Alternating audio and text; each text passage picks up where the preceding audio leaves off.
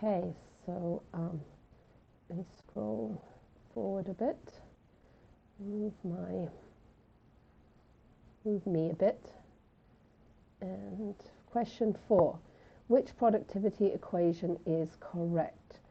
So net productivity is gross productivity and respiration. Well, let's think about it before we look at the options, because the options can confuse us.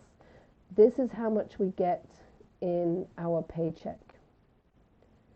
How much I earned, how much I produced. The big, remember gross, it means big.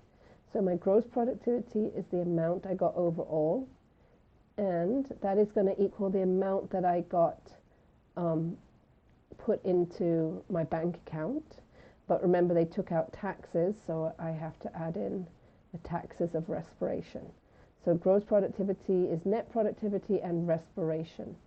So which equation matches this? And we might have to move it around a little bit. So this one here, gross productivity.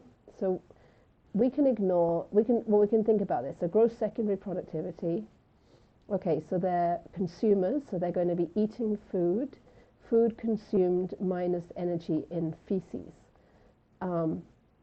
That is the gross secondary productivity. That is the definition of it. Let's continue. This is how we'd actually measure it. Gross primary productivity is the energy fixed by photosynthesis minus the respiration lost.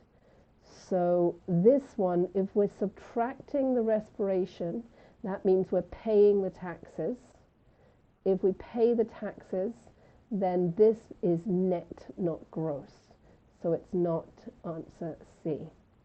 D, net secondary productivity is gross secondary productivity minus respiration lost and minus the energy in feces. And so no, that's not correct, because we either calculate the secondary productivity by looking at the amount of food it eats minus the feces, or by looking at the amount it grows minus respiration. We don't combine them all together.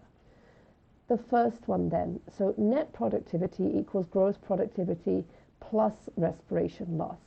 Now you can see if we move this equation around and move the R over to the side, this would become GPP minus R equals net PP, or net productivity.